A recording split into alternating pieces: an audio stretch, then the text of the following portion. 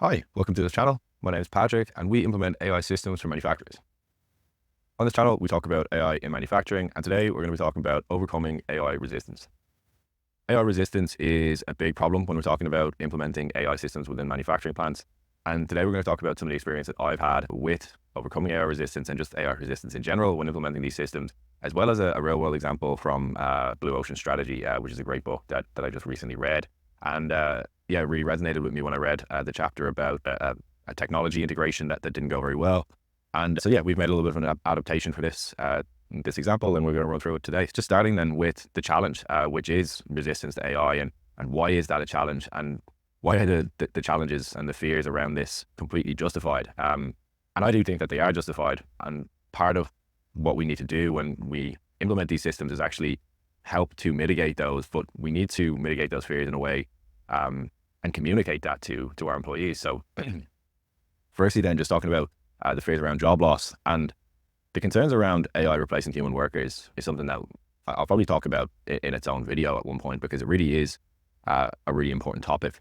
But the concerns around this are completely justified. And in a lot of cases, AI will replace human workers in certain roles, but it will create a lot of other roles and a lot of economic prosperity that will actually allow people to transfer into higher paying jobs. So we'll come back to that shortly. But then in terms of lack of understanding, we really need the people in our plants to understand the benefits of AI, the applications of AI, and everything around that, because without them understanding these things, it's very difficult for them to adopt AI or to be open to adopting AI, especially if they think that there's a potential that they'll just be walking themselves out of a job. So the final thing then around implementation concerns is really when we're talking about the management within the company who might be worried about the costs, the complexity of adopting AI. And this is something that I really understand, I really get from the perspective of the management team. There is a lot that can go wrong when you implement AI systems, and it's really important that you get things right the first time, because you might get that buy-in from your team the first time, but you may not get it the second time. So it's really important that we make sure that these things go well the first time, and we're going to talk about that a bit today. So a little bit about the impact of the resistance to AI and what that can cause in your business in terms of a downstream effect. So the first thing is just delaying the implementation process and slowing down the adoption rate of the technology. So if you're not able to get that buy-in from your team, it really will slow down the adoption. It'll delay the time or the amount of time that it takes to actually implement the systems, which will overall just stunt your growth and stop you from being able to actually take advantage of the efficiency and innovation, which is the missed opportunity side of things. And if you're not able to take advantage of these systems effectively or early on, when you start using them, there is that competitive disadvantage where you might start to fall behind your competitors who are using this stuff. And you may be the leader of your current industry, and it might be really important that you do advance your business in terms of AI so that you can stay ahead. Or you might be, a company that's struggling at the moment, and AI might actually be an opportunity for you to catch up with your competitors. So it really is important that we make sure that we don't have this sort of resistance to AI. And we're going to talk a little bit about how to stop that. So we're going to talk about this case study that came from the Blue Ocean Strategy, and I have adapted a little bit. We're going to talk about it in more of a context of AI, but essentially the background of the story is there's a company called Tech Fabric. They've got two manufacturing plants in different parts of the country. They've got two plants that are very different. One of the plants is usually very good at taking on new challenges. They're very good at their job. They're really kind of involved employees. They're really interested in their work. And then you've got a second plant where, they've also had problems. They've had issues with people kind of bringing in unions and all these sorts of things. And plant A then being Sunrise, so we're going to call that plant A in the example here, and plant B being Horizon. So plant A is the site actually that they usually do very well at. It's probably their preferred plant, and that's why they chose to start here. They thought that they'd get the most adoption if they started with the site that they usually have the most joy with. So if we're talking about specifically, what were the challenges that they faced, the big thing for me is actually that you really need to communicate what your plans are. And in this example, they were very abrupt with their announcement to move in the direction of going with AI. They didn't really explain the reasons why they were going with AI. And because of that, the employees kind of tend to assume the worst, right? Like they think if you're not going to explain why you're bringing in a system, they're going to think, well, you're not telling me because there's a chance that you're trying to replace me. And what happens then is when that happens, you get a lack of engagement because the team's saying, well, why am I going to help you implement a system that's probably just going to get me replaced out of my job, right? And that's where you get that real lack of engagement, because they think that it's some sort of top-down decision that, maybe the managers don't even agree with, but it's just the CEO maybe pushing this, and that there's no real kind of a benefit for anybody to actually take on this new system. And the last bit then being insufficient training. And this kind of continues along the side of poor communication.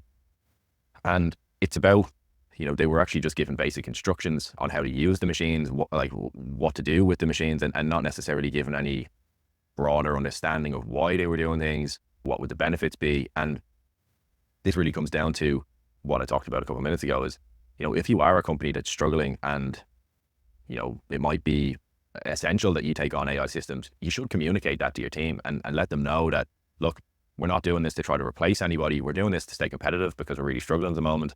And being that honest and open with your team is actually how you're going to get the buy-in. And likewise, in the other side, where if you are a leader in this and you tell your team, hey, look, we're doing this because we need to stay ahead. The competition are all adapting onto these systems, and we really need to do this in order to stay competitive with them. So flat B then, where they actually had success, this is where they usually would struggle with new systems. This is where, just in general, they were struggling. This plant wasn't doing as well. But because of this, they actually took a lot more time to create a comprehensive plan.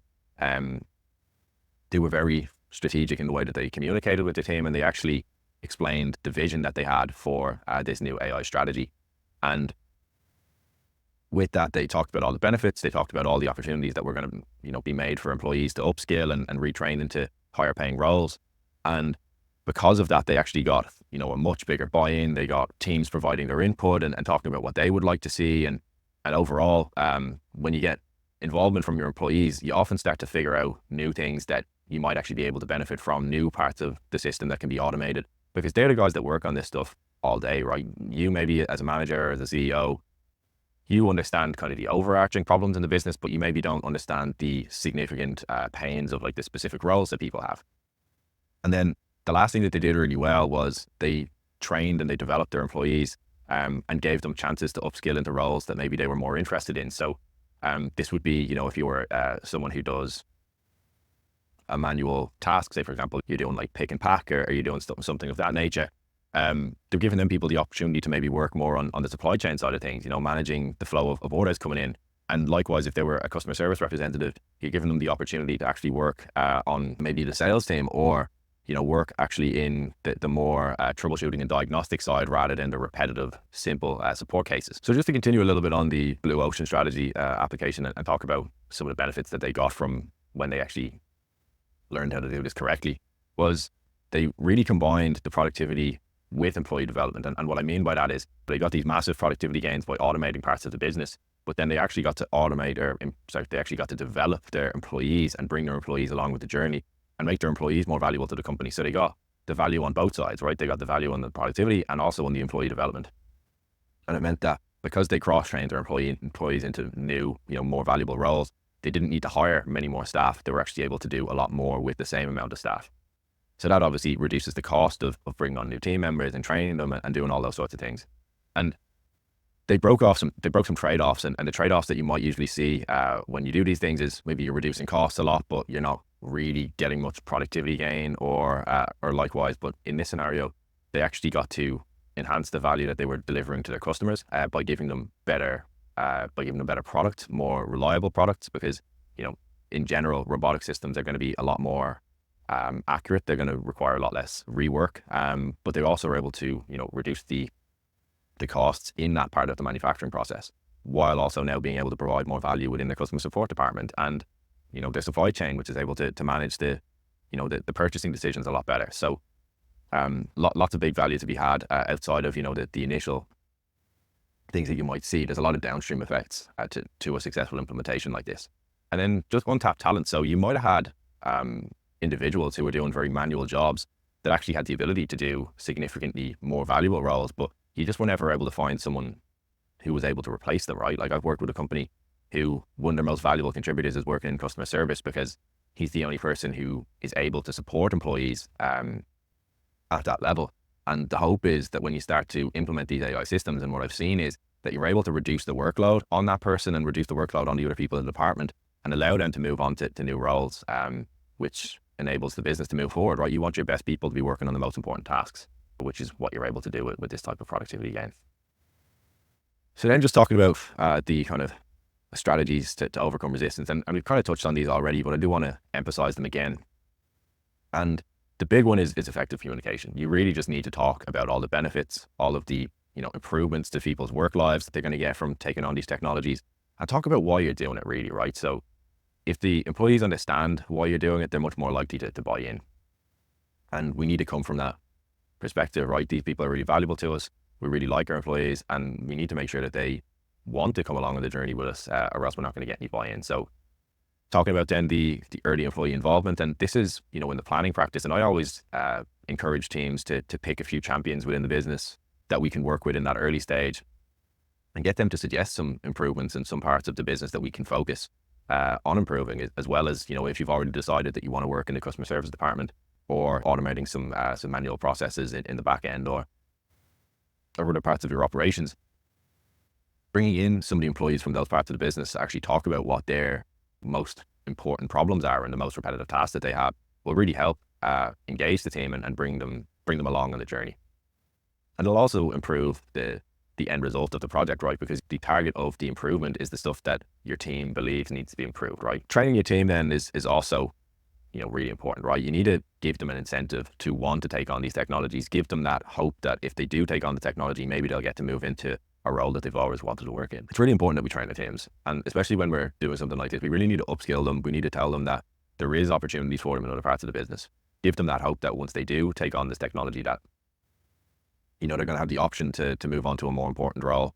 And that's part of what we're trying to do here, right? Is we're trying to give people the opportunity to work on more important jobs so that we get more value from them and that they get more value from their work. So what are some other roles of the leadership team as part of this implementation process? And first one is strong commitment from the top management. We need buy-in from the top management. We need that the top management will help us with driving some of this engagement from the teams, because if they're not committed, we really don't know what the success of the project is going to be, because we don't know if they're going to commit to this for a year, and it might take a year to really get the big benefits of this. Because AI systems take time, right? Like we try to do these things as fast as we can, but they do take some time. And that's why it's always really important to start with small projects. And that's what we always do. We try to focus on something small where we can drive some real value, give you that value up front and get some buy-in from your team. So we always work on these small projects first. That might be something like, creating a knowledge repository for your customer service team. Or it might be something like automating some of the creation of sales orders and purchase orders and bill of materials and things like this. And then the third part of that then is being open to scale gradually and look on, okay, well, we've had this initial success. Where can we go next? And what's the next thing that we can work on? But also taking feedback from your employees and understanding that maybe some things weren't done perfectly the first time, and maybe we need to change things the next time we do this.